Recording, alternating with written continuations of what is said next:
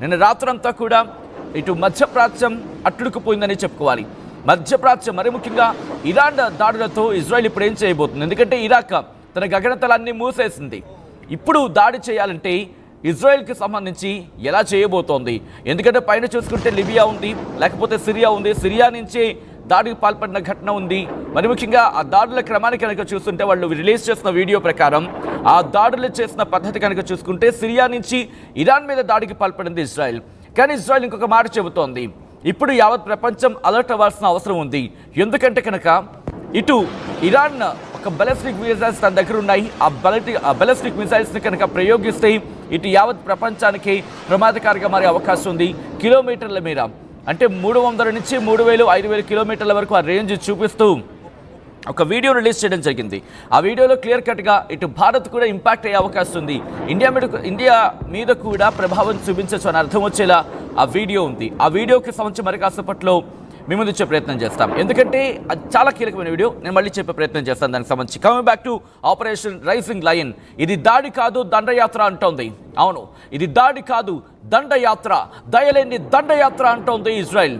Iran కూడా అంతే, నీది దండయాత్ర అయితే మేము చూస్తూ ఊరుకుంటామా, నీకు దండేసే యాత్ర అంటూ ఇరాన్ బయలుదేరుతోంది. ఈ నేపథ్యంలోనే ఇద్దరు ఒకరి మీద ఒకరు మాటల తూటాలు పేల్చుకుంటున్నారు. ఇజ్రాయెల్ మనుగడ కోసం ఇరాన్పై పోరాటం ఇలాగే వదిలేస్తే అణ్వాయుధాలతో దాడి చేస్తూ ఉంటుంది అంటూ కూడా ఇటు బెంజమిన్ నెతన్యాహు, ఇజ్రాయెల్ ప్రధాని బెంజమిన్ నెతన్యాహు చెప్పుకొచ్చారు. ఈ నేపథ్యంలో రియాక్షన్ సంబంధించి కూడా మరి కాసేపట్లో ముందుంచే ప్రయత్నం చేశాను. ఇప్పటికే రియాక్షన్స్ స్టార్ట్ అయ్యాయి. నిన్న రాత్రి బెంజమిన్ నెతన్యాహు కూడా మాట్లాడిన సందర్భం. నిన్న రాత్రి బెంజమిన్ నెతన్యాహు మాట్లాడుతూ ఏమన్నాడంటే, ఇప్పుడు జరుగుతున్న పరిణామాలను కోట్ చేస్తూ ఇజ్రాయెల్ను లేకుండా చేయడానికి ఇరాన్ కుట్ర పన్నింది అంటూ కూడా చెప్పుకొచ్చాడు. దాంతోపాటు మరికొన్ని కీలక అంశాలను ప్రస్తావించడం జరిగింది. ఇవన్నీ కూడా మాట్లాడుకునే ప్రయత్నం చేద్దాం. బట్ అంతకన్నా ముందు నిన్న రాత్రి జరిగిన దాడి అది మామూలు దాడి కాదు. ప్రపంచం ఉలిక్కి పడింది.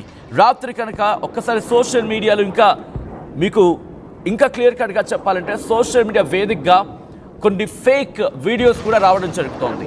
కాబట్టి వాటన్నింటినీ పూర్తిగా ప్యూరిఫై చేసుకొని వాస్తవాలేంటి, నిజాలేంటి, ఎవరి మీద దాడి చేశారు, ఇవన్నీ కూడా అప్ టు డేట్ మీ ముందుంచే ప్రయత్నం చేస్తుంది. మినిట్ టు మినిట్ అప్డేట్ మీ ముందుంచే ప్రయత్నం చేస్తుంది ఆర్టీవీ. ఎందుకంటే ఇక్కడ ఆర్టీవీ లైవ్ యాప్ని మీరు డౌన్లోడ్ చేసుకుని ఉంటే, అప్డేట్ చేసుకుని ఉంటే ఎప్పటికప్పుడు అప్డేట్స్ వస్తూ ఉంటాయి. At the same time video కూడా మీరు చూడొచ్చు. 5 సెకండ్లోని వార్తా సమాచారం ముందు ఉంటుంది. అట్ ద సేమ్ టైం ఇంకొక మాట చెప్పాలనుకుంటున్నాను. ఇటు ఇజ్రాయెల్కి సంబంధించి ఎప్పుడైతే ఇజ్రాయెల్ మీద ఇరాన్ దాడి చేస్తుందో రాత్రికి రాత్రి చాలా ఇంట్రెస్టింగ్గా కొన్ని ఫేక్ ప్రొఫైల్స్లా, అఫ్కోర్స్ టిక్ మార్క్ ఉన్నప్పటికీ ఫేక్ ప్రొఫైల్స్లా, అంటే వాళ్ళని బహుశా వాళ్ళే ఏమో అనుకునే విధంగా కొన్ని ప్రొఫైల్స్ ఉన్నాయి. కాబట్టి కాస్త జాగ్రత్తగా ఉండే ప్రయత్నం చేయండి. ఆ నిజ నిర్ధారణ చేసుకుని వార్తను అందించే ప్రయత్నం చేస్తుంది ఆర్టీవీ. మరి ముఖ్యంగా న్యూక్లియర్ దాడి జరిగింది. న్యూక్లియర్ ఫెసిలిటీస్ పేలిపోయాయి, ఇజ్రాయెల్వి పేలిపోయాయి, ఇరాన్వి పేలిపోయాయి. ఇలా రేడియేషన్ వచ్చేస్తుంది. ఈ అంశానికి సంబంధించి పెద్ద ఎత్తున చర్చ జరుగుతుంది. నిజాలు ఏంటో వాటిని వివరించే ప్రయత్నం చేస్తుంది ఆర్టీవీ.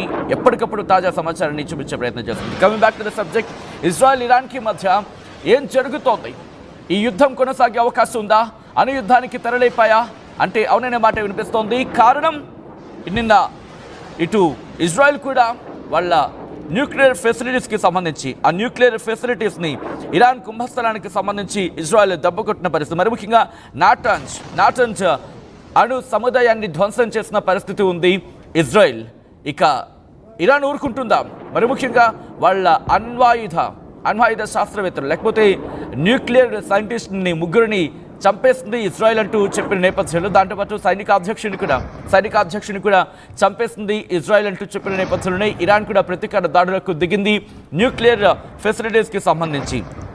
ఆ న్యూక్లియర్ ఫెసిలిటీ ఫర్దో న్యూక్లియర్ బేస్ని కూడా దాడికి పాల్పడిందంటూ చర్చ జరుగుతుంది సోషల్ మీడియా వేదికగా. ఇది ఎక్కడ ఆర్టీవీ ధృవీకరించడం లేదు. ఒకవేళ ఇది కూడా కన్ఫర్మేషన్ అయితే, ఎందుకంటే న్యూక్లియర్ ఫెసిలిటీస్ని టార్గెట్ చేసుకొని ముందుకు వెళ్తున్నాయి రెండు కూడా. దాంతోపాటు సైనిక కేంద్రాలని, న్యూక్లియర్ ఫెసిలిటీస్ని, దాంతోపాటు బేసెస్ని, ఈ మిలిటరీ బేసెస్ని టార్గెట్ చేసుకొని రెండు ఒకరి మీద ఒకరు దాడికి పాల్పడుతున్న పరిస్థితి. నిన్న రాత్రి జరిగిన దాడిలో ఒక బిల్డింగ్ ధ్వంసమైంది. ఆ విజువల్ ఒకసారి చూసే ప్రయత్నం చేద్దాం.